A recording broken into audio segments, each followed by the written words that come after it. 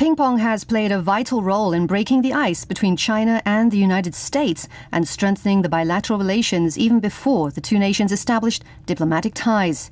The sport paved the way in the 1970s for the two nations to end years of isolation. It all started with a friendly chat with an American who got on the wrong bus. The year was 1971. The Chinese national ping pong team was attending the World Table Tennis Championship in Japan.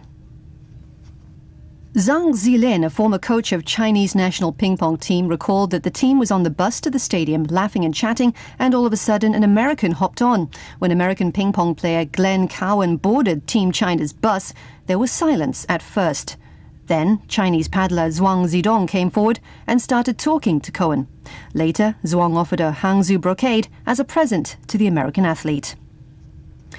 The next day, it was making headlines everywhere, saying the two countries may have amended ties after all these years.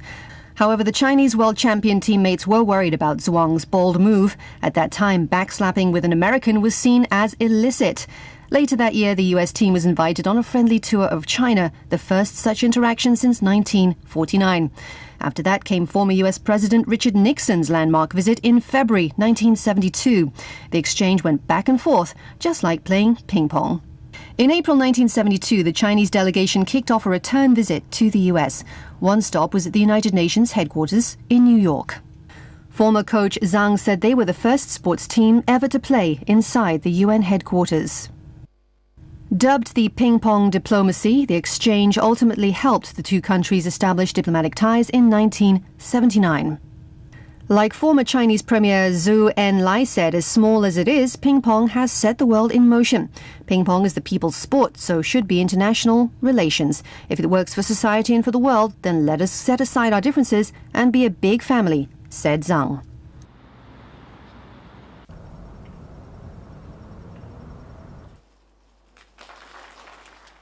China's Supreme People's Court, SPC, has inaugurated a national appeal court for intellectual property rights, or IPR, cases. According to a recently issued SPC regulation, the court will handle appeals of both civil and administrative IPR cases, which require more expertise. According to recent reforms and present jurisdiction, the court mainly deals with intellectual property rights cases of second instance, covering fields like patents, new plant varieties, integrated circuit layout designs, computer software, technology secrets, and other areas that require relatively strong expertise, said Luo Dongchuan, vice president of the SPC and the newly appointed head of the IPR court. Its primary significance lies in the unification of judgment standards of intellectual property cases. Appeals of patent-related IPP cases used to be heard in 32 high courts, and now all of them will be handled by the Intellectual Property Court, he explained. When inspecting the newly established court, Zhao Qiang, Chief Justice and President of the SPC, stressed the strict and impartial administration of justice, as well as more efforts to strengthen IPR protection. The establishment of the National Appeal Court is a major move to improve China's business environment, Zhao said, calling for unified judicial standards, improved judicial systems, and equal treatment of domestic and foreign entities.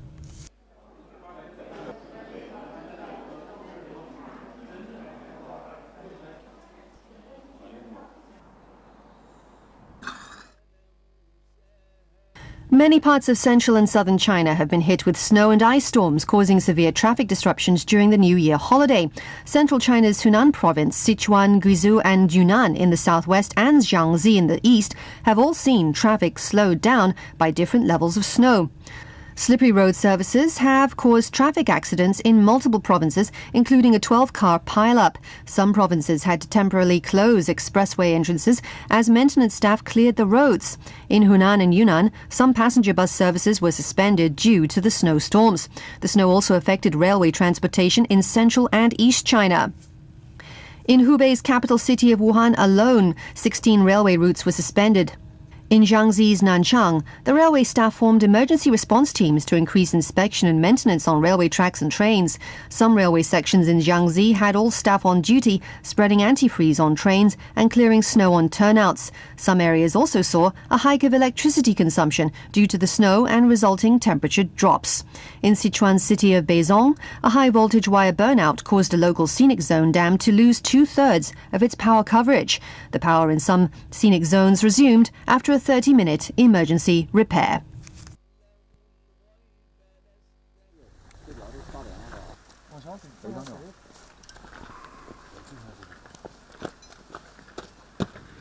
और दर्शकों को भी मेरी तरफ से 2019 India's ruling Bharatiya Janata Party, BJP, is confident of doing well in this year's general election, despite the party's recent losses in state polls, Prime Minister Narendra Modi said. BJP lost power in 3 key states in December, handing Modi his biggest defeat since he took office in 2014 and boosting the opposition Congress Party and its allies ahead of national polls due by May. Modi said it was more important to focus on his government's achievements, including the introduction of a new healthcare scheme for the poor in September. He also said farm loan waivers should be definitely done if it helps, but that was not a long-term solution to the problem of farmer distress. He said his party has been discussing what it lacked at the state elections, but winning or losing was not the only yardstick. The Hindu nationalist BJP was willing to work with regional parties in the run-up to the general election, he said. Modi also addressed the resignation of former Reserve Bank of India Governor Urjit Patel after a months-long tussle over policy with the government. The differences had raised concerns about the bank's independence as the general election nears. Modi said Patel had personally written to him about wanting to resign, citing personal reasons, several months before stepping down from the office in December.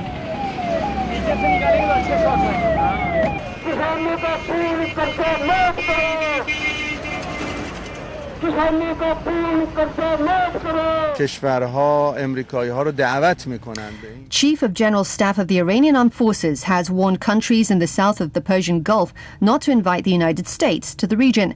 Major General Mohammad Hossein Bagheri, Chief of General Staff of Iranian Armed Forces, made the remarks on a trip to Abu Musa Island in the Persian Gulf region to see the preparedness of the Iranian troops there. Bagheri also warned some countries in the region not to rely on the United States, referring them to its withdrawal from Syria after several years of violence and chaos. Bagheri hailed Iran's peaceful approach in history. Providing security in the region is only achievable through cooperation of all the countries of the region, while the presence of foreigners has been an obstacle on the way of reaching this goal, he underlined.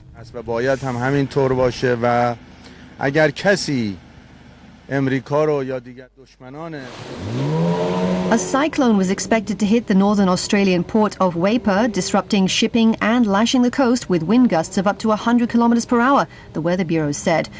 Meteorologist Dean Naramore said that Cyclone Penny was expected to bring heavy rain, damaging winds and flooding as it moved across the region, while local water rescue teams were seen preparing for possible floods.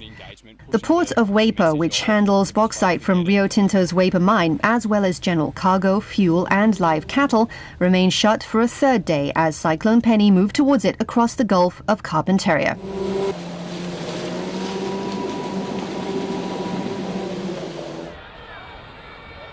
Social problems, especially among the young generation, should be curbed early before it becomes a more serious problem, which could create destruction. Malaysian Deputy Prime Minister Dr. Wan Azizah Wan Ismail said this as many unhealthy activities are carried out by most of these groups during the New Year celebration. The Deputy Premier, who is also Women, Family and Community Development Minister, also advised parents to monitor their children's activities. Dr. Wan Azizah said this after attending the street preaching campaign organised in conjunction with the 2019 New Year's celebration around Kuala Lumpur. Some 50 volunteers from the National Union of Malaysian Muslim Students were involved in the social programme. The event aimed to spread awareness messages to young people to keep them away from social problems. Also present were Youth and Sports Minister Syed Sadiq Syed Abdul Rahman, who praised the event as being a good platform to send out a message to the youths to avoid from being involved in unhealthy activities and also to find solutions together.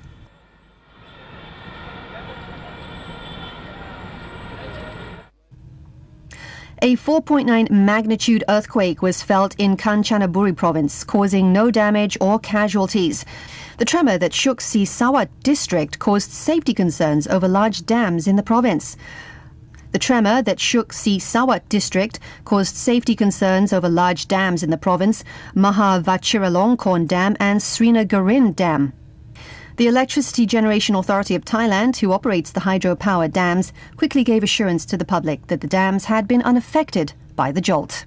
The epicenter was about 60 kilometres east of the Vajiralongkorn Dam and 55 kilometres from the Srinagarhin Dam. They had conducted comprehensive checks on the dam structures and vowed to continue monitoring around the clock. In the latest of a spate of earthquakes in Southeast Asia after Indonesia and the Philippines, no casualties or damage has been reported.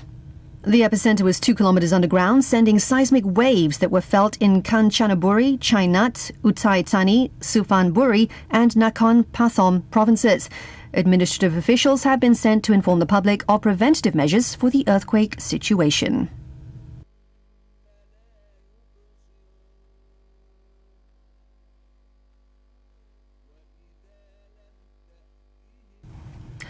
A South African paraplegic pilot was killed in a plane crash in Thailand's Chonburi province while taking part in the global project Handy Flight to raise awareness for the inclusion of people with disabilities. Mike Lomberg, 60, from South Africa, along with Guillaume Farrell from France, had embarked on the journey in the project by Handy Flight, a Switzerland-based non-profit and disability rights advocacy group. They plan to cover 80,000 kilometers in 9 months across 40 countries and 6 continents. The 2 pilots, who both used wheelchairs along with another plane of support team, were arriving at Bang Phra Airport in Sriracha district. The small airplane of Lomberg appeared to swell out of control and crashed on a roadside ditch near the airport and engulfed in flames. When police and emergency response teams arrived, the charred body was inside the wreck while several parts of the aircraft scattered in the area. The aircraft cut power lines as it descended to the ground, police said.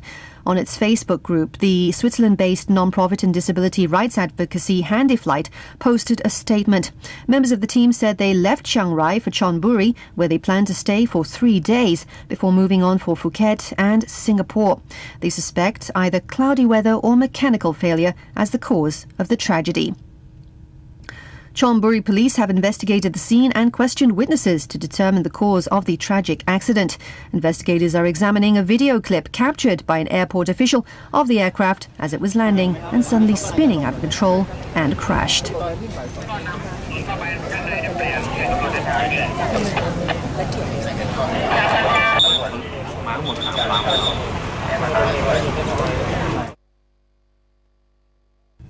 In Tokyo, members of the imperial family and state dignitaries have presented their New Year's greetings to Emperor Akihito and Empress Michiko.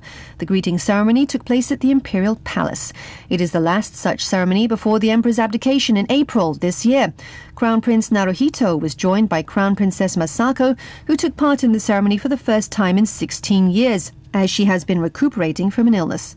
Diet members, including Lower House Speaker Tadamori Oshima and Upper House President Chuichu Date, offered greetings to the imperial couple.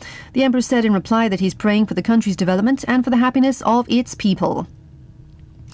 Prime Minister Shinzo Abe and members of his cabinet also offered greetings. Ambassadors from nearly 130 countries and territories visited the palace in the afternoon. The emperor and imperial family members also offered New Year's greetings to the public at the palace.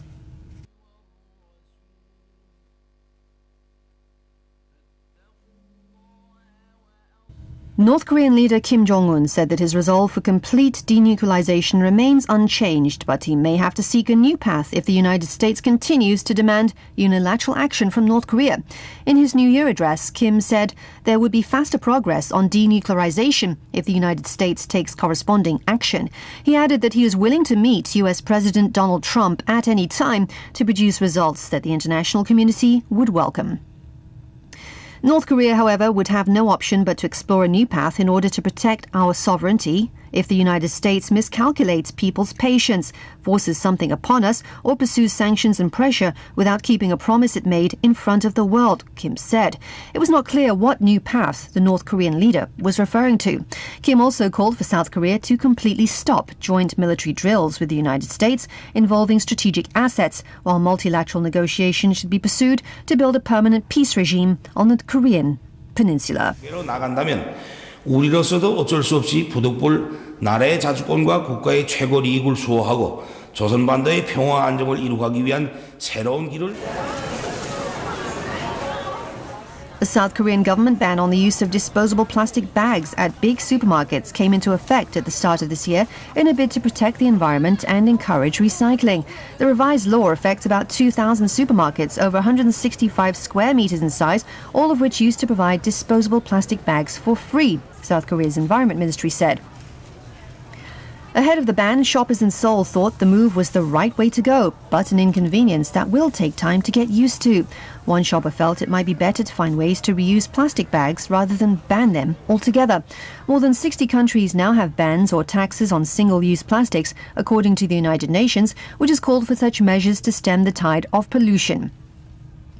Of the 9 billion tons of plastic the world has produced, only 9% has been recycled, according to the United Nations.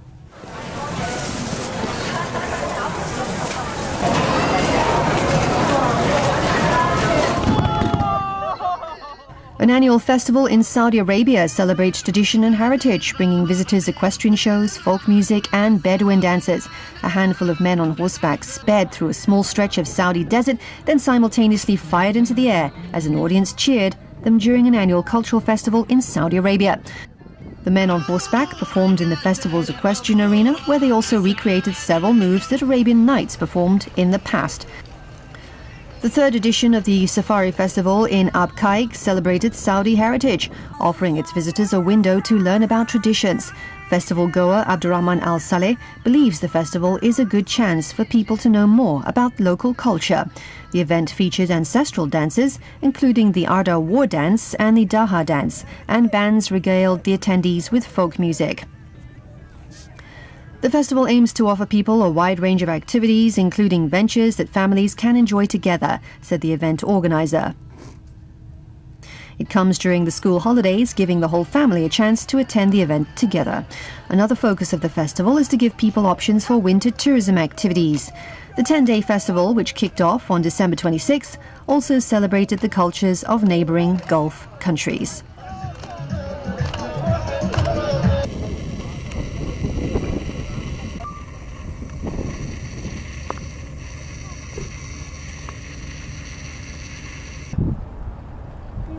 مصعب الخليج